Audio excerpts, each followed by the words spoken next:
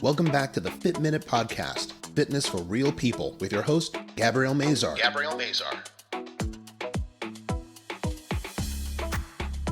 On today's episode, Gabrielle discusses anxiety and depression with her guest, Christopher Morgan.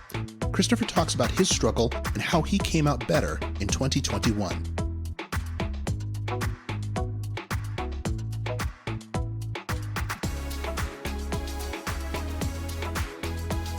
And now here's your host, personal trainer and stretch therapist, Gabrielle Mazar. Welcome back to the Fit Minute Podcast, Fitness for Real People. I am your host, Gabby Mazar. And on today's episode, I have my guest, Christopher Morgan. Welcome. Thank you. Appreciate it. Today we're going to talk about mental health. So I want to start by talking about your struggles with mental health. You have depression, anxiety, and ADD. What have you had to do to deal with that and to kind of overcome obstacles with that? You know, that's a good question because, there's some days that depression and anxiety wins the war, and then there's some days that you win the war. And I think first it involves having a good attitude. I think also sometimes I feel like even myself or other people that they think the drugs are the miracle pill and you're supposed to wake up the next day happy like Katy Perry, but that's not the case. You have to put yourself in the mindset to start winning small battles so that you can have a good day. I think somebody told me, try to have 3 things that you won for the day and continue to write those down and build from there. But also understand too that there will be some times that are tough and that are hard, and you can't just let it throw you off your game. What are 3 things that you focus on often? Am I making an impact on somebody? Did I have a good day? And not letting stuff that's going on affect my mood. For example, I'm still waiting on my $1,400 stimulus check. But on a for a lot of people, right? But on a serious note, you see so many people in the hospital with COVID. I've had family that has had COVID. Know somebody that's in the hospital right now on the trach and breathing tube and feeding tube. You just have to stay positive and not let it deter you. So 2020 has been really rough on a lot of people, and with mental health, I know that, suicide has been a really big thing over the past, I don't mean really big thing, but a lot of suicides have happened because of this battle with depression and quarantine and people being alone and kind of with their own thoughts. How do you feel that you've dealt with that over the past year? 2020 was an interesting year. And you're right. To be honest, you're right. Suicides are a big thing. You see it so much with a lot of the high schoolers that you hear on the news that have died. Because especially you got some kids who are alone or, school was the only way for them to get out of their bad situation at home. And now they're stuck at home 24/7, or people that were in abusive relationships and etc. Like you're there 24/7. So it's more easy to snap. For myself, I think 2020 just came out of nowhere. It started on March 11th, which is crazy. That's my birthday. And you come home, you see the guy on the Pacers, you catch COVID, and sports shuts down, and then the world shuts down on the 12th. But I think just managing it, I took it as a positive, because, we're sitting at home, and, you shouldn't go over to a parent's house because both my parents have diabetes. My grandparents have diabetes. I have a great-grandfather who's on an oxygen tank. So you have to be respectful and not give it to them. But one of the things I did, I used the time to knock out stuff that I never did before. Like my grandmother that died in 2019, I started planting plants outside. They all died 2 weeks later. You got to water them.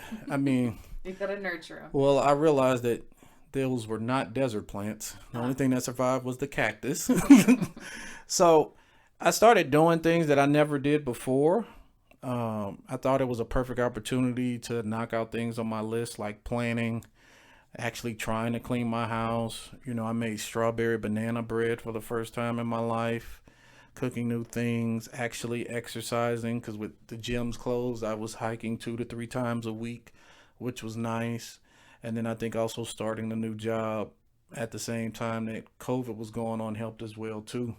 But I think the biggest thing that helped me overcome what was going on was my help collecting Lysol, disinfectant wipes, helping the Navajo Nation. Because you see so many people struggling, and it's crazy to see that up there they're selling a can of Lysol for $25.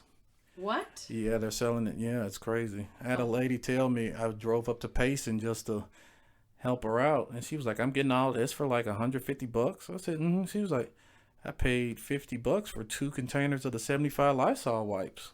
Wow. Because it's their price gouging. So, that's what I tried to encourage a lot of people to do, is try to help others, do some things that you've always wanted to do on your checklist that you felt you never had time to do. I think it was an awesome time to play video games and complete the quests that you've never been able to complete, to get your mind off stuff. Because when you turn on the news, you see the politics, you see people who don't want to wear a mask and they're breathing on you. 2020 was a year that you could easily get frustrated and you're ready to strangle somebody. And so for a lot of people, it was tough. Yeah, and you think like turning something negative into something positive, like finding the silver linings. Like a lot of people are suffering, but for you to kind of round people together to collect Lysol wipes and cans of Lysol and disinfectant and deliver it to Navajo Nation, to people who are really, really suffering, is a really positive way to turn something bad into something good, right? Right, and I think that's what we all should be doing right now. I think 2020 helped us realize how selfish we are as a nation, and how we don't care about other people, and it's me, me, me, me, me 24/7. So for a lot of people battling depression and anxiety, you have to get up. One of the things I tell people, you should mourn for 2 days, and that third day you get up and you keep on going. Yeah. No matter if you're in a relationship, you lost your job. But I also think there's people out there who just couldn't understand that, okay, I lost my job. I still owe my electric bill. I still owe my rent. I still owe my car payment. I can't afford to buy food. And that's something tough to get through every day. And it can be kind of a downward spiral. It is. But social media is also a part of that too. Because I know so many people who go on social media because they see everybody living this life. Oh, look at them. They're happy. Look at these people in Miami turning up. While I'm sitting over here struggling and I'm by myself and I'm alone. So I think sometimes we have to cut the social media off, because I think we take what people see on social media too serious sometimes. Because the people who we think are happy on social media are sometimes the most miserable ones. And that can make your depression and your anxiety worse too. But also, I think for me, what I enjoyed the most about 2020, which I think also helped relax my depression and anxiety, I learned so fast how real and how fake people are. From dealing with wearing a mask to their beliefs about COVID, what they said about George Floyd, the people who scream Blue Lives Matter and don't scream Black Lives Matter. It's mind-blowing when you see black people don't believe in Black Lives Matter. So the 2020 was a great opportunity to cut the trash out, to be honest.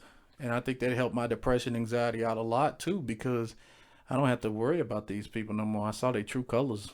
Yeah, you definitely can see some true colors, but you definitely look inside too. It was a time for a lot of self-reflection, because you're kind of working on yourself, because you have the time to do that, as opposed to keeping up appearances or meeting up with people that you may not know much about until you see kind of the anger and the hatred that's out there. And I do definitely see, you don't want to you don't want to categorize people and put them in this box, but definitely cutting out people and people that are negative or have a negative impact on your life and you don't see it until you see it is a big part of that. Yep, put them in the trash can.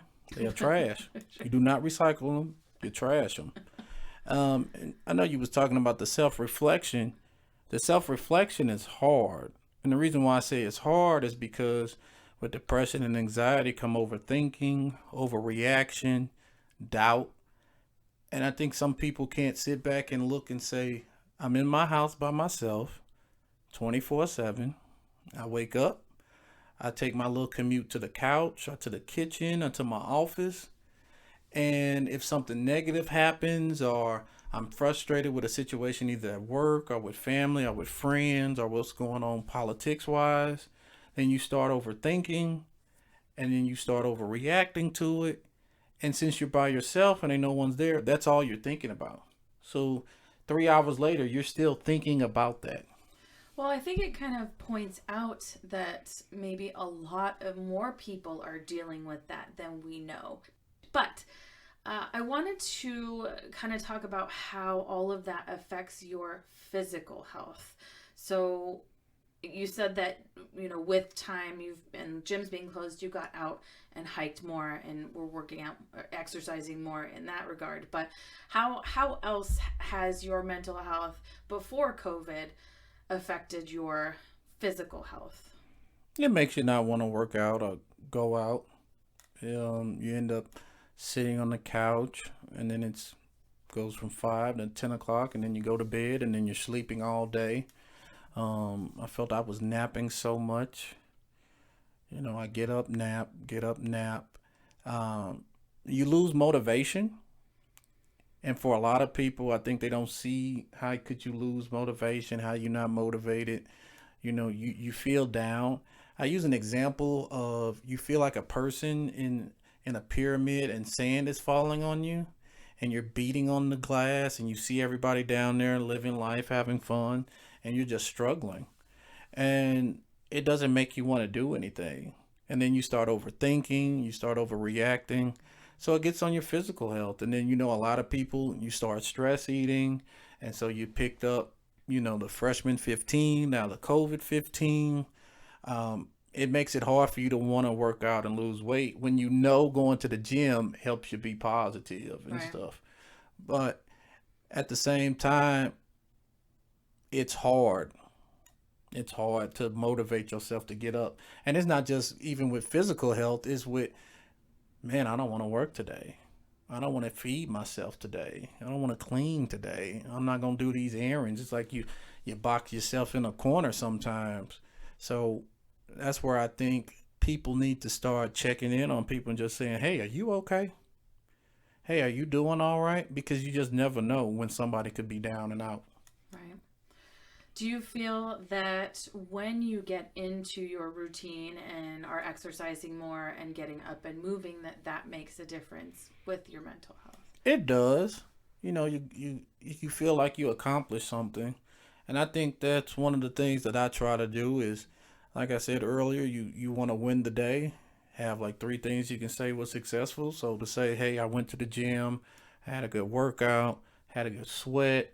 I took my shirt off and took a selfie on Snapchat to post to everybody, you know, doing something that makes you feel good about it. So I think mental health and physical health are one and the same because you got to work out your mind too. Like you got to work out your body to stay fresh, stay in tune. And I think one of the things I'm trying to get my little sister to do this right now, you got to have hobbies.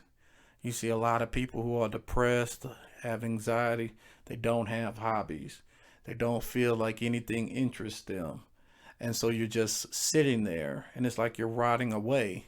And I've had moments like that, but you know, because there's just times I don't want to play video games. I don't feel like driving around or cooking, but you have to get yourself up going and doing what you got to do. I think sometimes we let depression beat us when I feel like we could beat it easily. And it starts by having hobbies, and going to the gym should be a hobby, but also going to the gym should be something that you should enjoy. Sure, and finding types of exercise you enjoy is definitely important too, like going out in nature and hiking as well. How do you find hobbies? I mean, I know how I find hobbies, but how do you, if you're uninterested in anything, how do you find a hobby that you can enjoy? I think now that it's 2021, it's so easy to find a hobby because we have Google. Unless you're scared of your privacy, use DuckDuckGo. There's YouTube. I mean, there's so much that I think people have not discovered that they can go out and do. I like painting. I think, if you paint your house, you get into video games, you learn how to play chess or go planting. Um, you redecorate your yard. You become interested in cars or in politics or nonprofit or charities, or you finally want to do something about the polar bears, or you finally have your coming to Jesus moment and decide to go to church every Sunday. I think there's a lot of hobbies out there. And I think sometimes we're afraid of doing some hobbies because people are like, oh, you're weird for doing that. Why are you doing that? I'll do it because I'm happy. And I think once we stop trying to please other people with the hobbies that we're doing, because we got to realize that the hobby is supposed to make you happy. It's not supposed to make somebody else happy. It's supposed to be your priority. You do it because it's good for you. So I tell people, hey, go online, search, hey, what are great hobbies? Go on YouTube. And I think it's crazy because my little siblings watch people play video games. That's their hobby. And those the little kids watch these like unwrapping YouTube. Oh, it's so weird. It's so weird. Yeah, so it's just random, but it's their hobbies. It's what they like to do. One of my hobbies was collecting Funko Pops until I realized I was going broke. One of my hobbies was, hey, I like going shopping. That's a great hobby of mine. I tell people who are depressed and anxiety, get in your car, turn up the music, and talk to yourself and drive for an hour. Because sometimes you got to have an argument with yourself. That's a hobby. Going grocery shopping.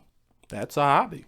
Most people hate it, but I like it because I be in there laughing at people. Well, you can just wander up and down it.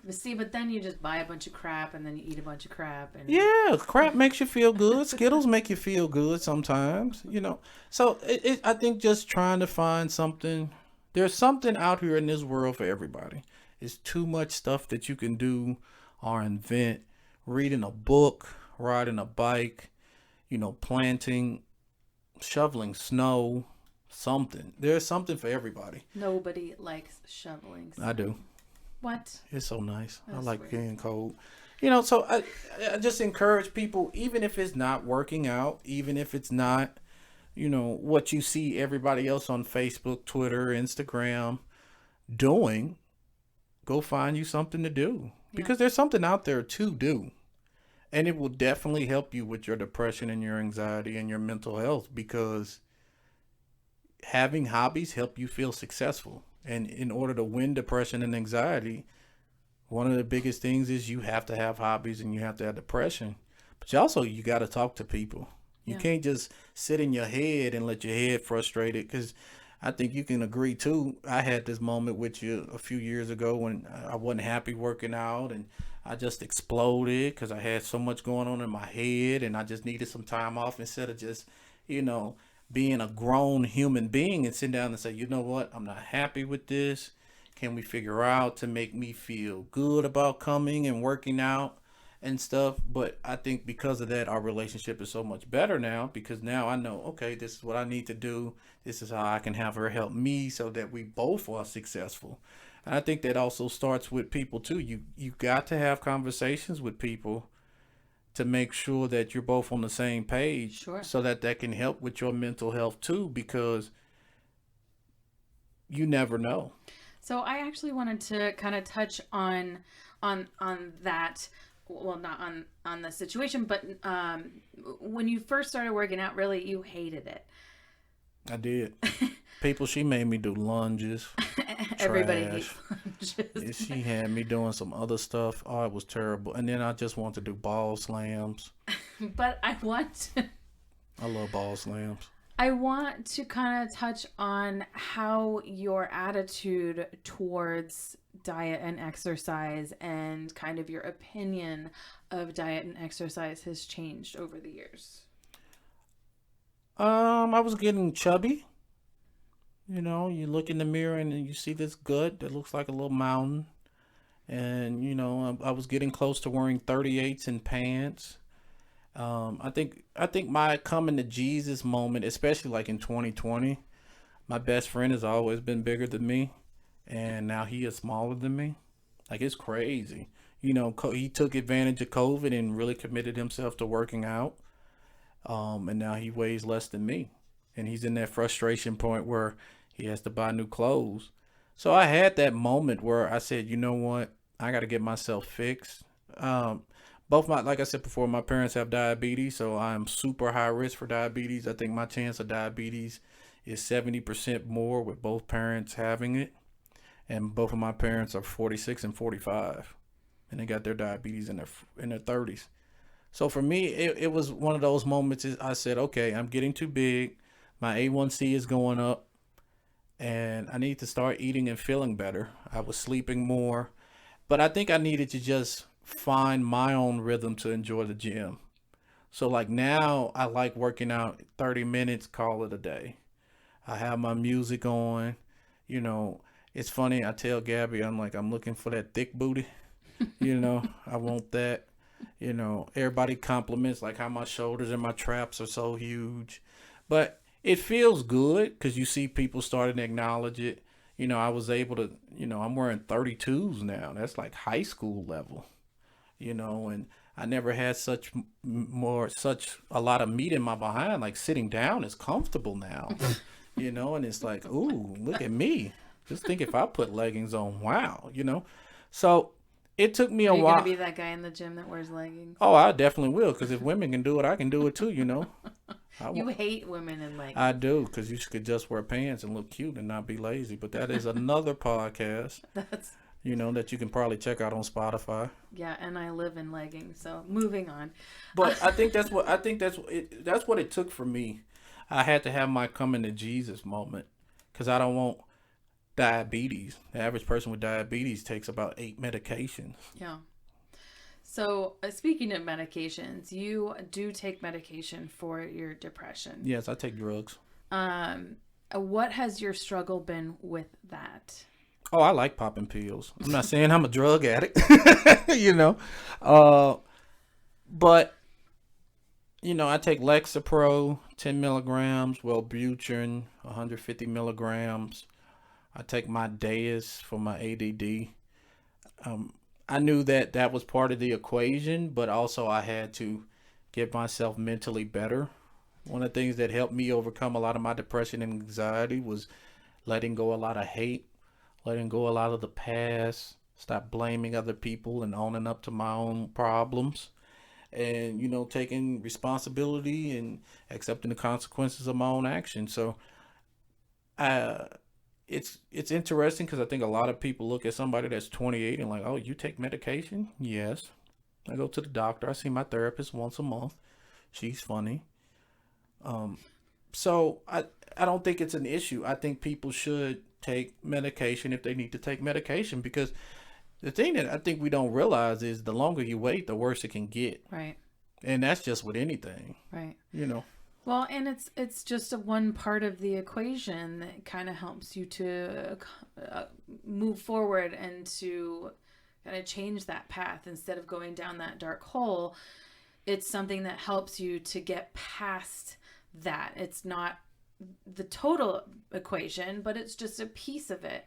And it hasn't always been easy. I mean, you've definitely had ups and downs with different medications, and working through that as well has been an issue. So, you know, I would say that for other people that have that issue or are going through that, it's definitely a journey to find kind of the right combination of things, of medications, of exercise, of diet, of whatever, to bring yourself to that kind of baseline level of your normal. Yep. Right. And I think, to me, first it starts off with having some friends that are blunt and honest and need to tell you, hey, you need to go get some help. That's a hard thing to hear when somebody think you need to go get some help. Find you a good therapist that you can talk to. If you got to go once a week, go once a week. I go once a month. But I also think the biggest issue, too, is people go to their therapist only when they're bad. Yes. They never go when they're good. Yes. I see my therapist every month, good or bad. I have her laughing. I feel like I'm going in there and I'm being her therapist. Because I have her laughing and I'm just talking. But you should commit yourself to going. You should commit yourself to your medications, because I used to take 20 milligrams of Lexapro. I was at 300 milligrams of Wellbutrin XR, and I've been feeling a lot better, so I had that reduced.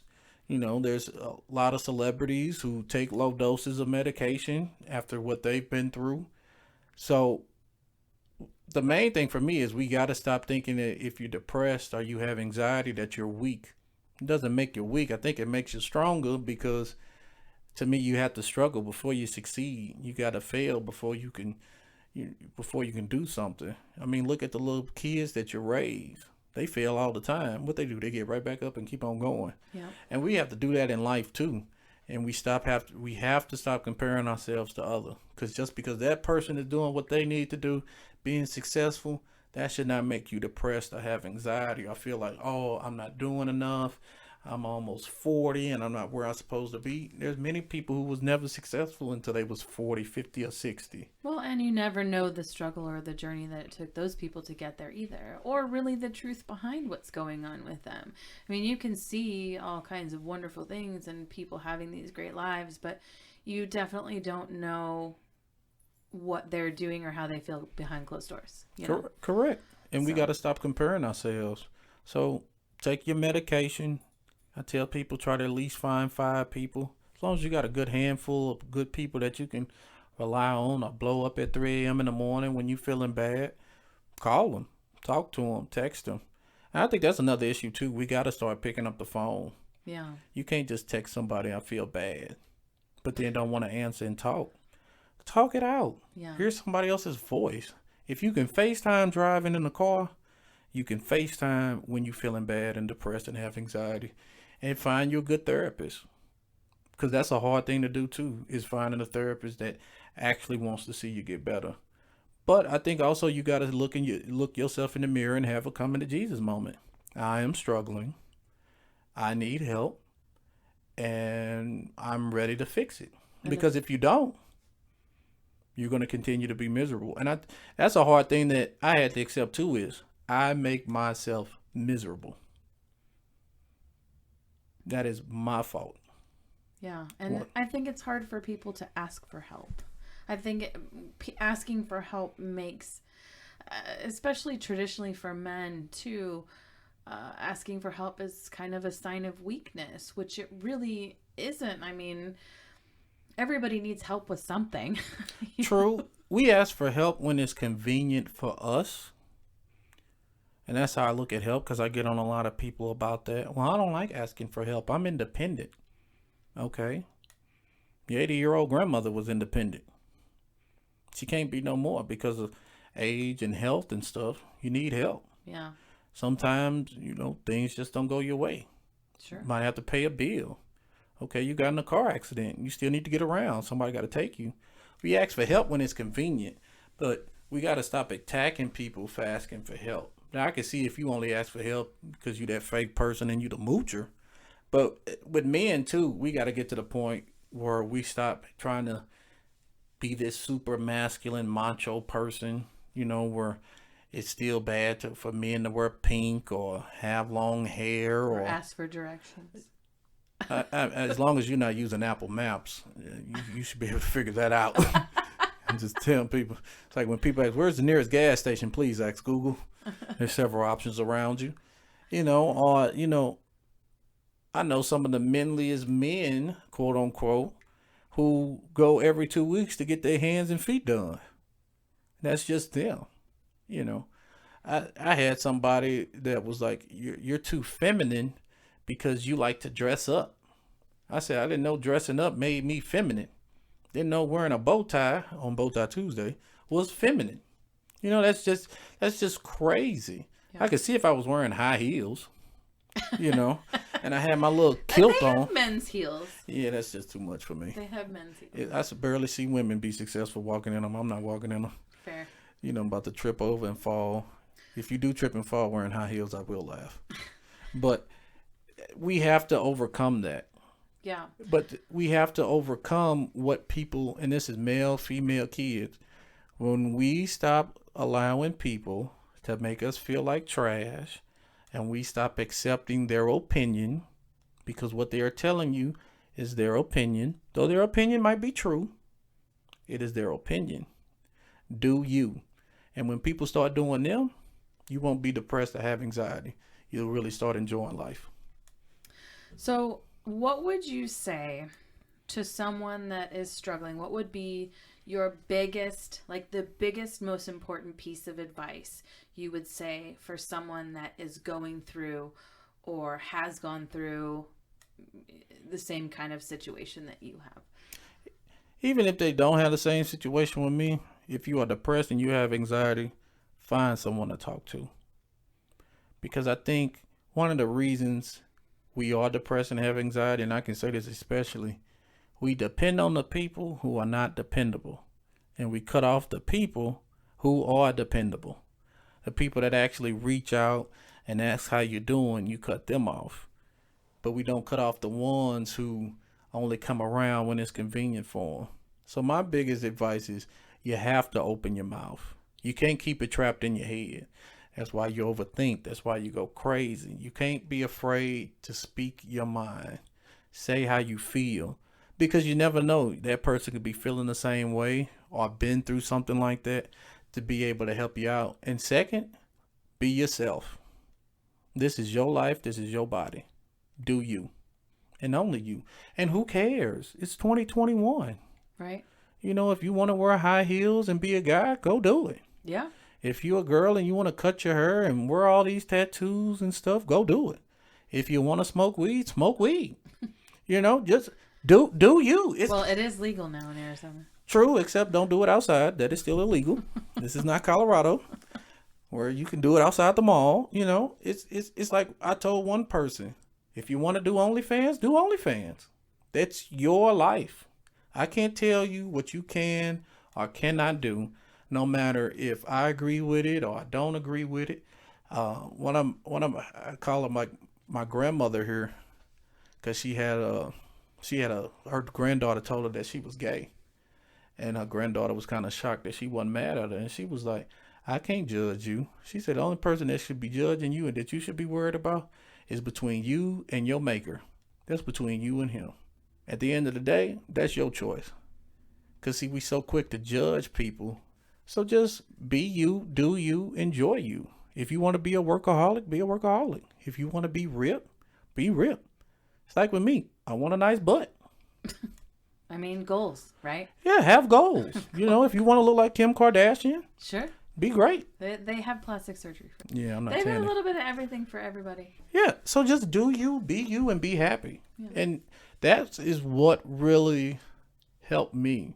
It's when I finally accepted myself. I said, you know what? I'm a 28-year-old that walks around with Pokeballs on my keychain. I like sports. I still watch anime. I still eat cereal. I love Captain Crunch. Oops, all berries. Trix tastes better now, because when they went to the balls, Trix was trash. You know, like, I don't care to drink alcohol or go to the club and turn up like I see everybody else doing. I do what makes me happy. But I do it because, you know what? Hey, it's my life, it's my body. I'm going to do me. And I'm happy. And I think a lot of people, I would tell them that. Do you and be happy. And that's, at the end of the day, that's all that really matters. I mean, you are the only person that can truly make yourself happy. Yep. Well, I think that those are two very, very good points. Very good things. So I really appreciate kind of your input and your take on all of it. Yeah. Yeah, anytime, because just like you said before, we got to have some self-reflection. I think this was a good day to self-reflect on 2020. I think, yes, 2020 sucked in many ways, but 2020 was terrific in many ways too. And we have to stop walking around talking about how terrible things are, or I don't want to bring my kid into this terrible world, because there's so much good things in this world. And you have to stay positive. Right. Silver linings. There's always a silver lining. Well, thank you so much for coming on my show. Hopefully somebody will reach out and get help if they need help, and learn that it is okay to ask for help. Yeah, it's very okay to ask for help. There's the suicide prevention line. There's a lot of therapists out there. Yep. There's a lot of people who reach out to you. But at the same time, I think sometimes you can't sit back and expect somebody to reach out to you. That's true. You reach out to them and say, hey, I need a minute. I need help. Yep. I'm in Mayday. I'm in the 11th hour. Very true. Well, thank you everybody for listening. This has been the Fit Minute Podcast. My guest, Christopher Morgan. Thank you so much for coming on. Hey, anytime. I feel famous now. I'm on a podcast. Yay. Hopefully I get invited again if we make it to 2022. We will make it to 2022. But yes. If I get this vaccine, hopefully. They're rolling them out. They're rolling them out. Thanks everybody for listening, and we'll see you all next week. Thank you so much for listening to the Fit Minute Podcast, Fitness for Real People, with your host, Gabrielle Mazar. If you would like more information on today's episode, you can find it in the show notes, or you can find it on Gabrielle's website at www.healthybodyworksaz.com. Be sure to share the show, give this podcast a review, and subscribe so you won't miss an episode. Join us next week to hear more stories from people just like you. This has been the Fit Minute Podcast, Fitness for Real People, with Gabrielle Mazar.